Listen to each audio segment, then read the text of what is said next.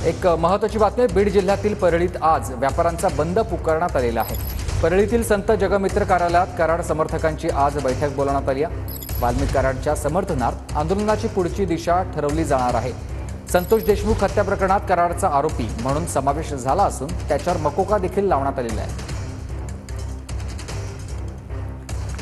परळी तालुक्यामधल्या शिरसाळा आणि धर्मापुरी या गावात बंदची हाक देण्यात आली आहे। कराड समर्थकांकडून सकाळपासून दोन्ही गावात बंदची हाक देण्यात आली आहे। शिरसाळा आणि धर्मापुरी या गावात सकाळपासूनच सर्व व्यवहार ठप्प झालेले आहेत। कराडला टार्गेट करत असल्याचा समर्थकांचा आरोप आहे आणि म्हणूनच हा बंद पाळण्यात आलेला आहे। दत्ता कनवटे माझे सहकारी आपल्याला याविषयी सविस्तर माहिती देतील। दत्ता, नक्कीच आज परळीतल्या व्यापाऱ्यांकडून वाल्मिक कराड यांचा जो 302 मध्ये समावेश करण्यात आलेला आहे। परळी शहराची जी बदनामी केली जाते आणि धनंजय मुंडे यांना जे टार्गेट केलं जातं या निषेधार्थ परळीतली सगळी बाजारपेठ बंद ठेवण्यात आलेली आहे। मी सध्या परळीतल्या सर्वात मोठ्या आणि महत्त्वाच्या बाजारपेठेमध्ये उभा आहे आणि या ठिकाणी जर आपण बघितलं तर इकडे सगळी दुकानं जी आहेत ती कडक बंद असल्याचं आपल्याला पाहायला मिळत आहेत। खरं तर महत्त्वाची बाजारपेठ असल्यामुळं आणि इथली महत्त्वाची ही सगळी दुकानं असल्यामुळं या ठिकाणी रोज नागरिकांची मोठ्या प्रमाणात मोठी गर्दी जी आहे ती सुद्धा या ठिकाणी पाहायला मिळत असते। मात्र आज या ठिकाणी पूर्णतः शुकशुकाट असल्याचं आपल्याला पाहायला मिळतंय। परळी शहरातल्या वेगवेगळ्या सगळ्या ज्या बाजारपेठा आहेत त्या सुद्धा आज बंद ठेवण्यात आलेल्या आहेत। इतकंच नाही तर परळी तालुक्यातलं शिरसाळा हे गाव आणि दुसरं धर्मापुरी हे गाव या सुद्धा दोन महत्त्वाच्या बाजारपेठा असलेली गावं होती। मात्र त्या सुद्धा गावांमध्ये आज कडकडीत बंद पाळण्यात आलेला आहे। हा बंद आज दिवसभर पाळला जाणार आहे आणि सायंकाळी 5 वाजता पुन्हा एकदा व्यापाऱ्यांची बैठक होणार आहे। या बैठकीमध्ये आंदोलनाची पुढची दिशा ठरवली जाणार आहे आणि बंद पाळायचा की नाही या संदर्भात सुद्धा बंद पाळायचा की नाही या संदर्भातला निर्णय या बैठकीत होणार आहे। धन्यवाद तुम्ही दिलेल्या सविस्तर माहितीसाठी। हा माणूस जेलमध्ये गेल्याच्या नंतर त्याच्या समर्थनार्थ बीड परळी बंद करा म्हणणं कितपत योग्य आहे? नाविन्यपूर्ण म्हणजे नवीन पायंडा पडेल।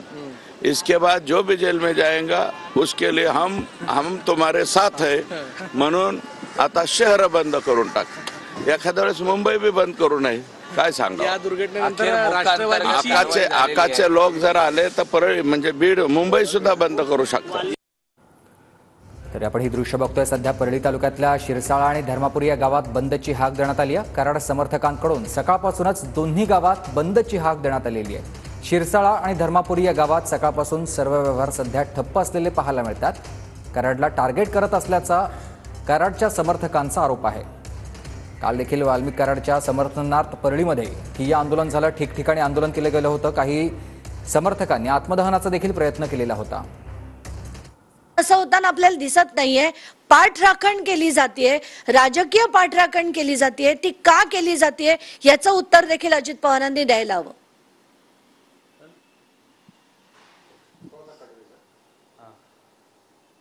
यांची आपण ही प्रतिक्रिया बघितलेली आहे। राजकीय पाठिंबा आहे का असा सवाल अंजली दमानी यांनी केलाय। तर दुसऱ्या बाजूला ही दृश्य आहेत परळीतल्या काही गावांमध्ये आज बंद पाळण्यात आलेला आहे।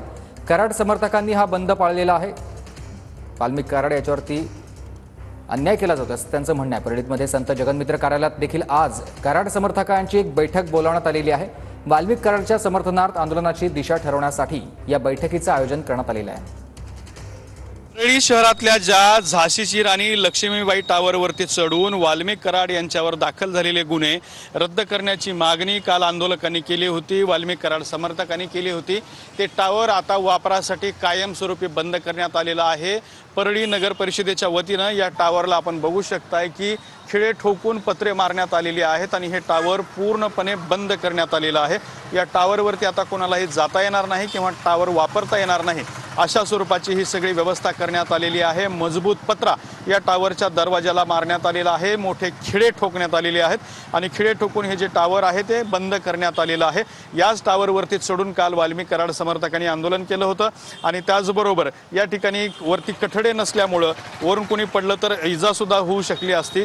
पुन्हा कोणी अशा स्वरूपाचं आंदोलन करू नये आणि टावरवर चढू नये यासाठी ही महत्त्वाची खबरदारी घेतली जाते आणि परळी शहरातलं हे अत्यंत महत्त्वाचं ऐतिहासिक असं जे टावर आहे ते टावर आता वापरासाठी कायमस्वरूपी बंद करण्यात आलेलं आहे। या टावरवरती आता कुणालाही चढता येणार नाही अशा स्वरूपाची व्यवस्था करण्यात आलेली आहे। कॅमेरामॅन अमित आडेसोबत दत्ता कानवटे, TV9 मराठी, परळी. या आंदोलनामध्ये काही जे ते गुंड प्रवृत्तीच्या लोकांचं काही आंदोलन वेगळं होतं की ज्यांनी की परळी बंद करायची हक्क दिला.